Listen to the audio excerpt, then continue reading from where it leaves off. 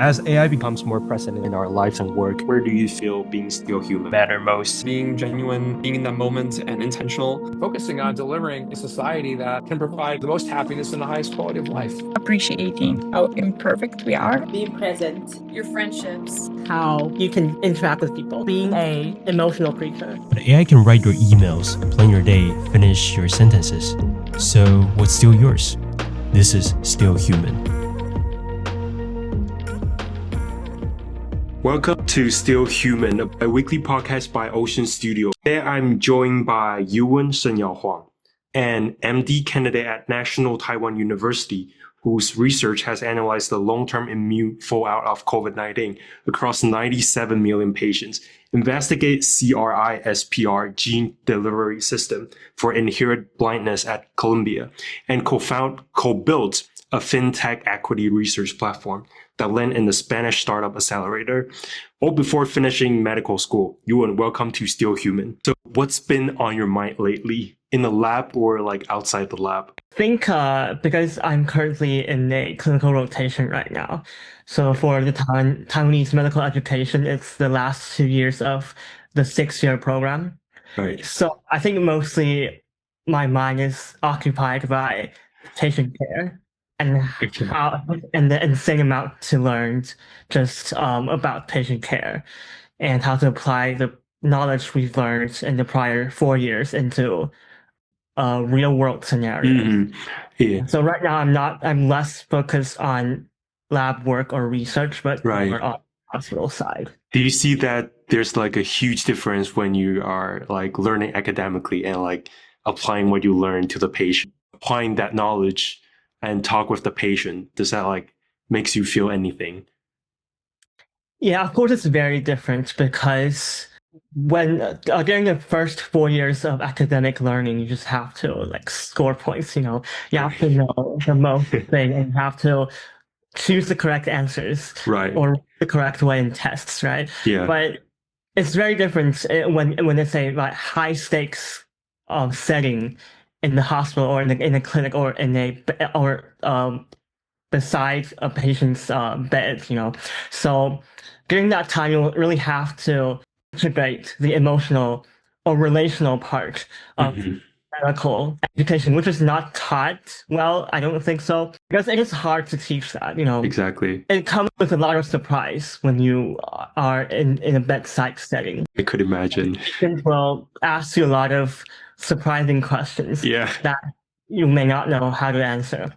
Is there any experience? Can you give us an experience? I think I've met a end-stage cancer patient. Yeah.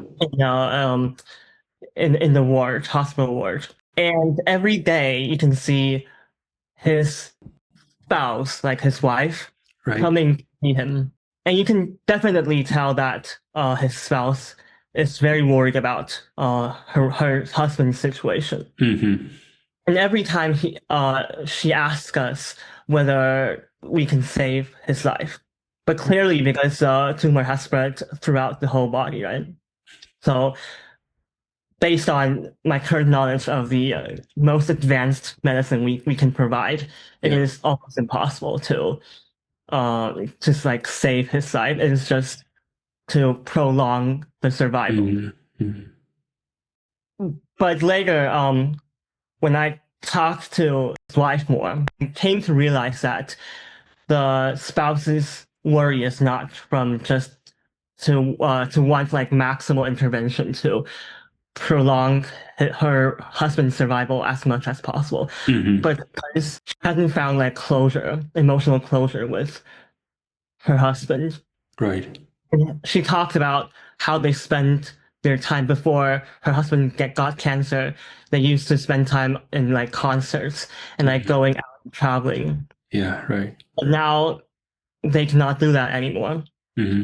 Later, I shifted my focus. Every time I went to bedside to see the couple, I shifted my focus less on medical intervention or the drugs we can use or the scans that we have done, and more towards past memories between the couples. And I think that helps a lot. I think that definitely helps with the closure of the family members. So the the woman already know that her husband wouldn't last long, right? Like there's nothing can treat him. Yeah, I think deep down she definitely knows that Yep. it is terminal cancer, so that Mhm. there's nothing you can do besides prolonging minimally the Right. survival. Right. You really need to go to bedside and talk to the patient in order to learn this. Right. Yeah. I see like people at that stage might absolutely need a lot of emotional support. Have you feel that when you have to tell the truth to your patient about their like real condition is very hard? Do you found that difficult? Telling a bad news or something. Exactly. Yeah. Yeah. So how we were trained about this is we actually have standardized patient. I think in the US too. I think it's similar around the world. Mm-hmm. You have standardized patient, and you have to mimic the situation of that person coming into the clinic, and you have to tell a bad news, and mostly like a terminal illness, right? Terminal illness. So we are graded actually on this, on how you remain eye contact with the patient and how you try not to just hide the hard part, but you have to go not straight to it, but you have to consider the individualized feeling of it, and whether they have special relationship with important other people like their family members or friends, or whether they have unrealized dreams.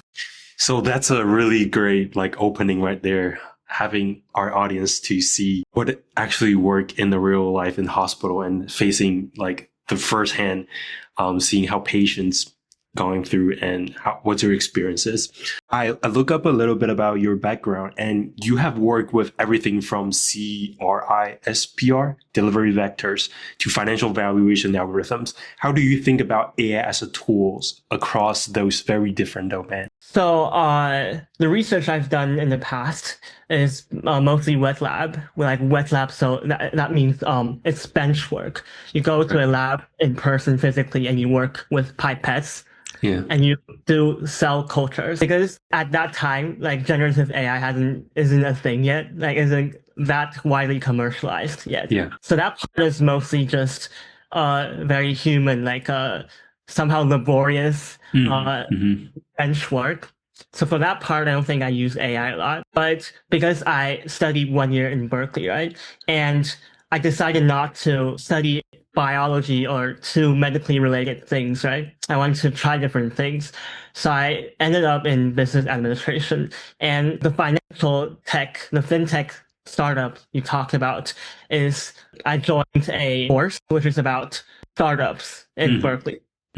There was a friend that invited me into his startup, which is already, I think he already built like the crucial part of the startup. Right. So for my role is market research and interviews with potential customers, right? And later we did a pitch deck in San Francisco. That part, I think, because I have to learn the like the financial model or the like go-to-market, those kind of knowledge very quickly. So I think generative AI definitely helps me a lot in learning these kind of drastically different things from medicine.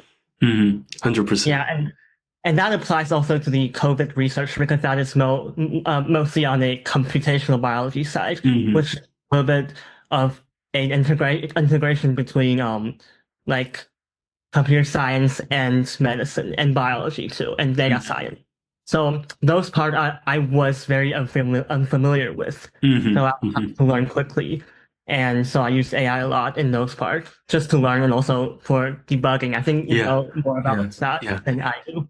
Yeah, so 100%. Yeah. For me as a student, I think I used AI more as a learning tool at this point. Yeah. I'm curious. So I think we known each other for like 5 years or more than like 8 years, something like that. But I know like you always work in medical field and like biology stuff. And for Berkeley, the program is only 1 year, right? It's only 1 year, yeah. Yeah, it's only 1 year, and you trying to learn like the entire financial like models and then business administration. That's a lot. Like it's like a entire business course. And I see that AI definitely help you to accelerate that process. I'm curious do you think that if AI was there back then when you're learning biology, would it actually help you to learn like even deeper? Because, AI could help us to learn fast. I found that sometimes it's more difficult to like dive deeper because you can know everything like instance, right? It's not back in the day, like you have to go into the library and then trying to search up something for like a couple months. Right now, you just type whatever you want to look it up, and then people got the knowledge absorbed really fast. But at some point, that people start learning very superficially instead of like diving deeper into certain topics. I do believe that diving deeper is really important. Do you think that if AI was there back then, would help you more? Yeah, that's a very good question. I think academically or knowledge-wise, it definitely helps, at least for me, because biology and medicine, it is very hard to just rote memorize everything, Right. because it is such a vast subject. And so, for example, how I use it now, or how I would have used it before when it didn't exist yet, I think I really wanted to use AI to solidify my memory or anchor point. But for example, I want to learn a certain drug, like drug A, for example. If I wanted to learn it superficially, or I want to just get scores on tests, I would just memorize the indication, like the disease that the drugs treat, and the name of the drugs, and also maybe the mechanism of the drug. But for AI, like use it to like create ways that I can memorize. For example, I can use AI to, for example, create a story about like a disease or a drug. Oh, I see. Yeah, it becomes like a memory palace, and I can visualize everything. And also, for AI, I can easily and very quickly search up the mechanism of a drug or the pathophysiology of a disease. Like, I'm not a person that can just memorize everything. I need to know the reason behind everything. It's very interesting. I never heard of people utilize AI in that way, but it's good to know. So you briefly talk about the COVID-19 research or the project. Your COVID-19 autoimmune meta-analysis synthesized data from 97 million individuals. What does it actually feel like to work at that scale, and where does human judgment still have to show up? Yeah. So I'll have to say I'm no longer in that project because I lost access to the Berkeley account because I'm a non-degree earning exchange student. So yeah, unfortunately, I couldn't work at that project. But I think that project, that project is more like a learning thing for me. I think it's more like a data science project. And what we're trying to do is called targeted learning. Previously, I think AI is only solve prediction problems.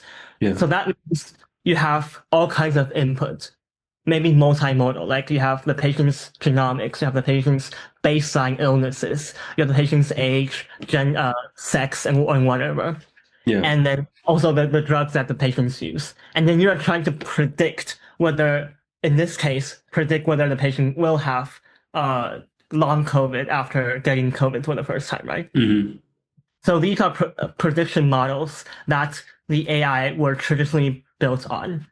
But the other kind of problem is causative problem. Like you're trying to know whether there is causation between X and Y, like whether X will cause Y, right? Yeah. And these are very hard to solve with AI models. In medicine, you usually need something called a randomized control trial to establish a causation, whether a drug will reduce a symptoms of a disease. So that's a causation problem. But targeted learning, it is an algorithm developed by, I think, a Berkeley professor. So they are trying to use a very large amount of size of data to kind of mimic a randomized control trial. It is kind of complex to explain with mere words. Yeah.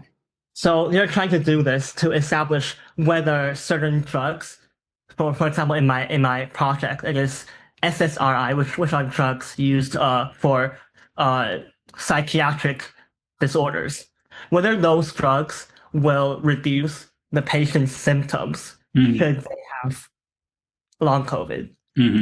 This is a causative problem. Right. So it is a very new thing for me because I didn't know you can use AI to do these back then. It's very interesting how people utilize AI in different perspective and different field, and seeing like. So, do you think does it actually work for the professor using that large like data to mimic the randomizer? Yeah, I think they're doing very well. I have a friend. He used to work in biology and also intersection with AI, and he start working on robotics right now because he feel like AI in biology is too slow. Like the process took years, like for approval, and then everything, like the entire process just moved very slow because obviously you are putting on like human, have to be more like research and trial and errors. So is there a type of medical question you think that AI would never be able to answer well? That is a very intriguing question. I think yes. And so I think personally, AI will never fully replace doctors. Mm-hmm. Yeah.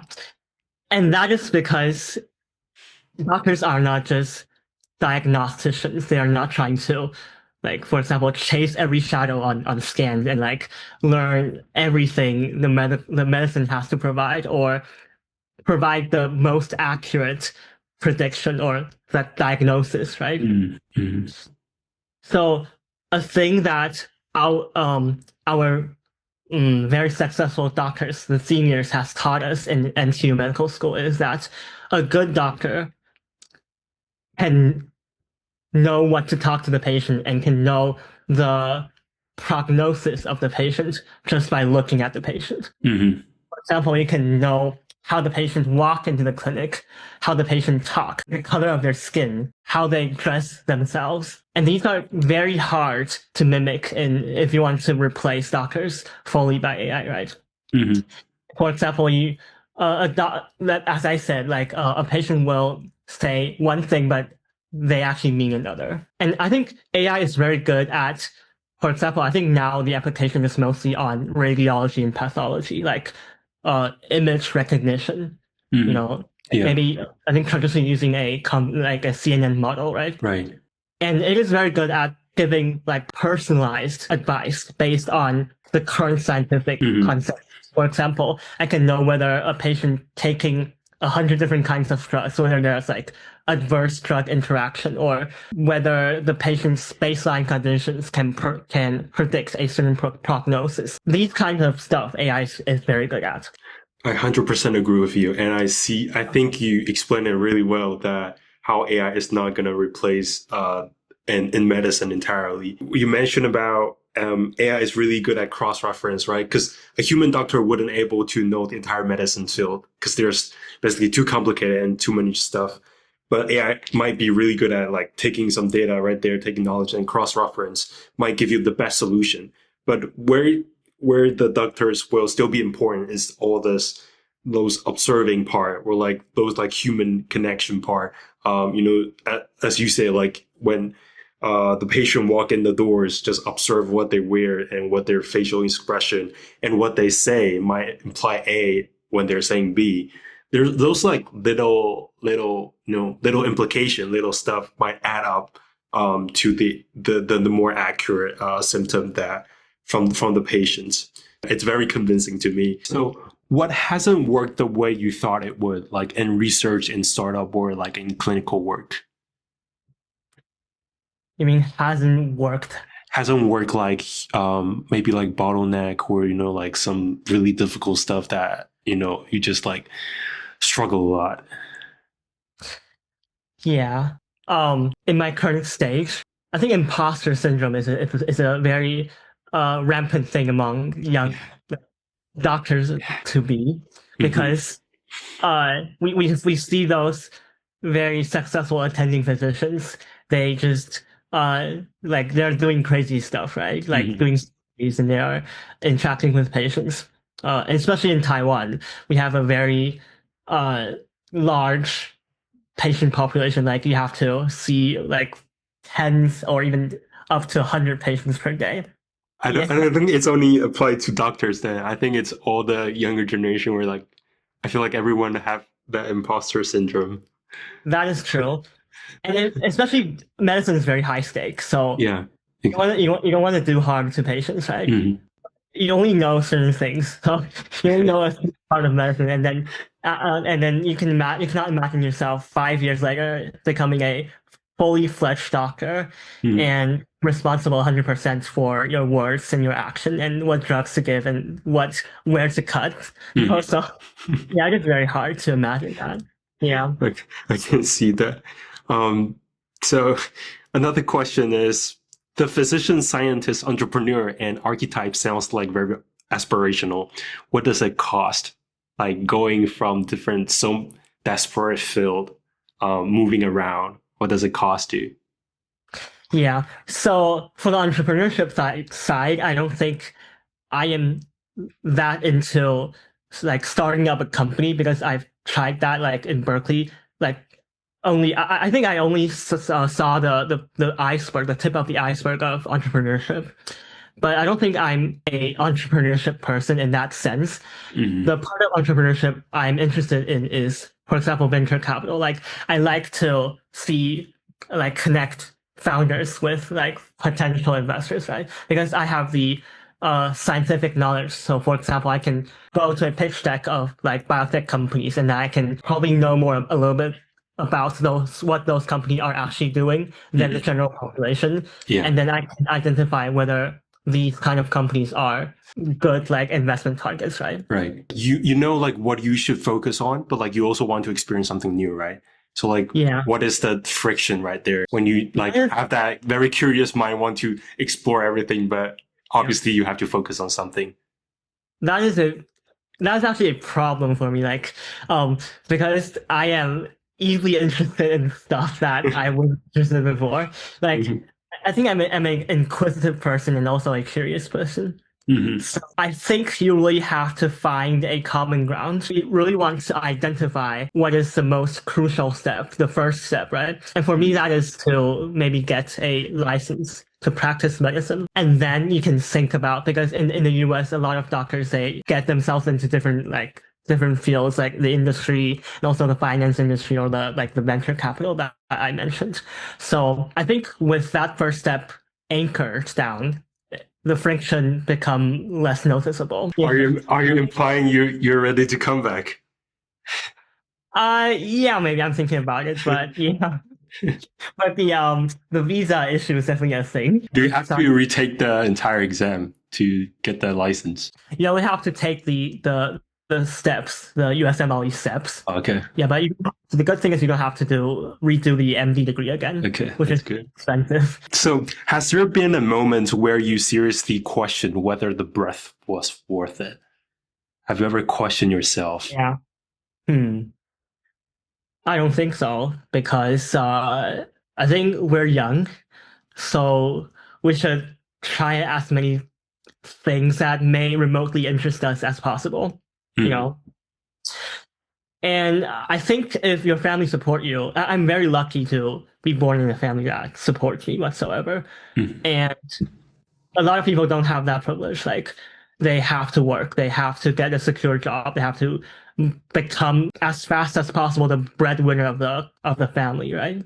For us that are lucky enough to be born in these kind of families, I think it is our job to find the occupation that we are most interested in, you know, as long as it is not something bad, you know.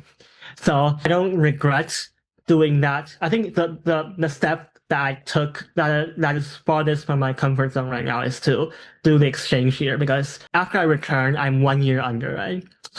So you're behind your peers. Yeah.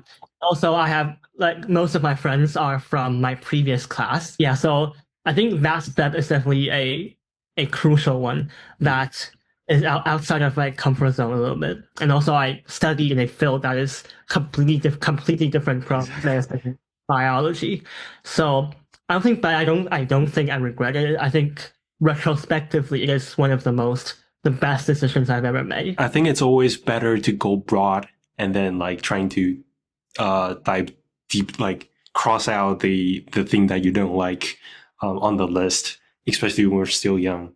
Otherwise, it's gonna, like after 10 years, you're gonna to be regret that you never actually experienced. You actually didn't have that experience, and you want to try it, but you don't have the energy to do it. Yeah.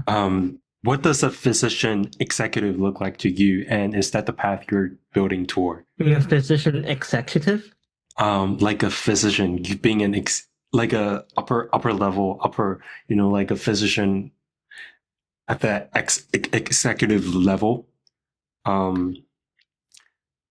Yeah. Is that something that you're trying to build? Like you see yourself in that in the future? Now I'm not sure. I think definitely a physician. Like I would love to practice medicine. Like I think honestly, before I went to America, I will not like I open myself to a lot of choices, right? Mhm. So I think, oh, I may not 100% practice medicine, or I may go into the industry, or I may go into finance or whatever. Like I'll try everything. But I think after that 1 year, I think, like as I said, my anchor is still to practice medicine. Maybe in Taiwan, maybe in the US. Yeah. And to be a physician, not necessarily like a physician executive you mentioned, like I think just to be able to practice medicine and to do it in a meaningful and also a way that I'm content about what I did, and also to help patients. I think that's in me. And go the extra mile is maybe to go into a biotech investment realm that I talked about. Like maybe you can be the be in a VC or be in other like buy-side industries. With the passion and the curiosity you got, you definitely have no problem with that. Going further for the extra mile into VC. Yeah, it's a very hard process and also a very long road. I like to think of this as an ongoing conversation. So I have a question passed to you from our previous guest, Marina, who asked, what can people learn from the AI native generation? The AI native generation, like people who, just start using AI, just experiencing firsthand. Yeah, okay. I think I would like to tie that back to my personal experience, like to medicine. Yeah, okay. Yeah. Perfect. Yeah. Okay. So you really want to think about as a physician, like without an AI, like who are you, right? And what you can do, right? Because sometimes us students, medical students, we fall into the trap of relying too much on generative AI. Yeah. I think that's good at first, like learning wise, and also to like score high on exams, for example. But I think medicine is very noisy. Like, for example, for an AI model, you need inputs and outputs, right? Like you type in certain stuff. But as I said, the input in medicine is very noisy. You have a lot of different parameters, like the patient's appearance, and what the patient talk about in the patient relationship. Like it is less about, for example, a clean version of input might be, this patient, Mr. Liu, has like stage 2 heart failure and has the renal function is X, and I recommend Y to him, right? This is a very clean process. But for medicine, it is like the patient will tell you, oh, I'm tired, but he might be stressed, or he might be facing some adversity in his personal relationship. And he can say, oh, I did not tell my daughter about this. Like, what do you think? Should I tell her? Or like, I am not sure if I need dialysis. Or if you recommend dialysis for me, I will not even accept it because I don't want to do dialysis. I don't want to drive 30 minutes, like 3 times per week to the dialysis center.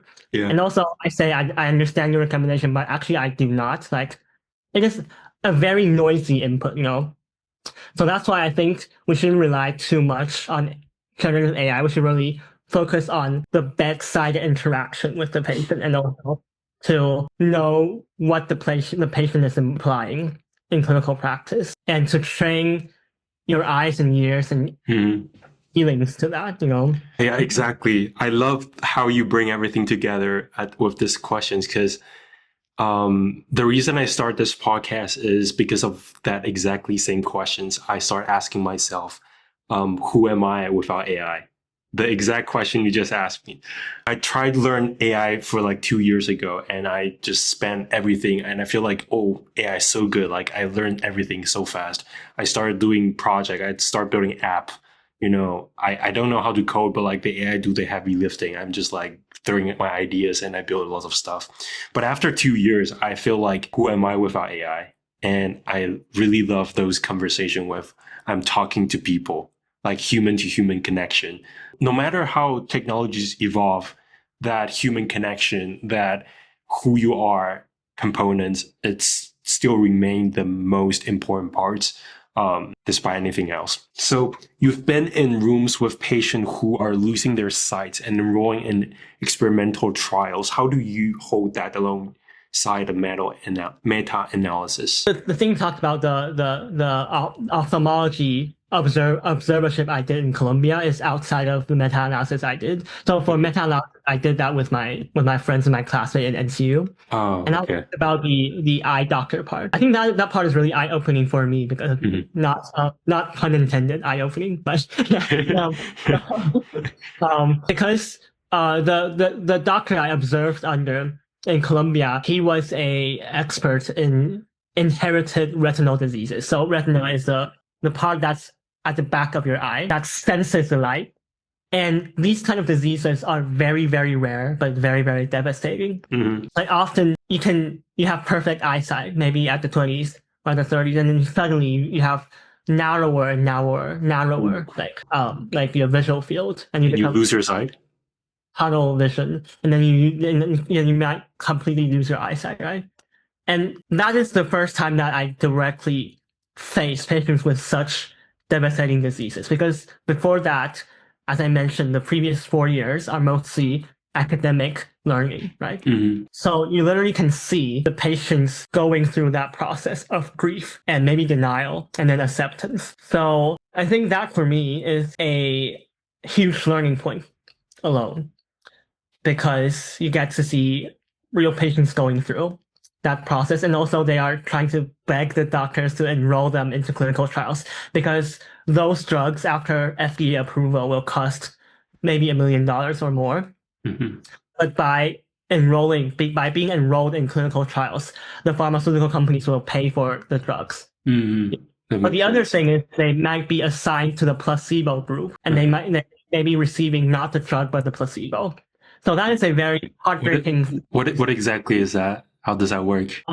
So for a clinical trial, they randomize for example, if you have like 100 patients enrolled in the trial, then they will try to randomize maybe half and half, for like 50 patients in the treatment group where they receive the new drugs. And the other 50, they get the placebo. What is placebo in this case? Placebo is it is not the drug, so it mimics the drugs, but it has no effect of the drug. So they're like the white rat in the lab. Somehow, yeah, but it is fully voluntary, Okay. And that is how we establish causation, in medicine, to answer the hard question. So I think it is a very heartbreaking thing to see, and you can literally observe firsthand how the physicians deal with this kind of stuff, because the doctor I mentioned, he was the board of a lot of these kind of clinical trials. So he has dealt with a lot of situations like these. Very new thing to me at that point. It's a very eye-opening for me, even hearing from just you saying. I couldn't imagine. When you finish your MD in 2027, what do you want to do first? Definitely to find a physician job first. Physician job. America. Yeah. And so I think haven't decided in Taiwan or in the US. Yeah, that is the hard part. Yeah, I think the part that the US attracts me is definitely the biotech industry, like how lively it is and how all the most innovative stuff comes from literally the US. Yeah. It's just the Boston area and the Bay Area. Yeah. I think that part attracts me a lot, and also how diverse the patient group is. Yeah, but also my home is in Taiwan, right? And exactly. my family members and I miss home too. It's so convenience. Yeah, it's just a convenience. Before we close, I ask every guest this: if you could leave one question for the next guest, someone else working with AI, what would you ask them? Okay, I will ask, how do you make yourself as AI proof as possible? AI proof, like you will not be replaceable. Like, how do you make yourself irreplaceable? That's very interesting. You're the first one asking this. Just because I think you make a really strong point for yourself, for the doctors. Yeah, but I'm still not sure, right? Like I'm coming from very rudimentary. Like I'm still on the first part of the learning curve. So yeah, trying to be. I think no one knows how this will go. Yeah. Yeah. You see Elon Musk, like I think on a podcast or on some tweet, he said that we should stop training even surgeons in medical school. We should stop training doctors because they will be replaceable fully. Oh my gosh. So that's a very concern. Yeah, that is very concerning. Exactly. So last questions. It's our signature question for Still Human podcast. As AI becomes more present in our lives and work, where do you feel being still human matter most? Yeah, I think echoing back to what I said, what matters most is how you can interact with people. Being a emotional creature, Emotional. you can read under the lines and you can see through the little nuances of their gestures. It's so happy to have you on this podcast, and it's been a really great episode. If my listener want to connect with you, where can they find you more easily? On LinkedIn. Yeah. LinkedIn? Perfect. Okay. Thank you so much for your time. Yeah, thank you. You're doing great. Yeah. Continue good work. Thank you. Yeah. Good luck with your rotation as well. Yeah, thank you. All right. Have a good day. You too. Bye. Bye. Thank you for listening to this episode. For more conversation, visit oceanstudio.com or subscribe to us on Apple Podcasts and Spotify.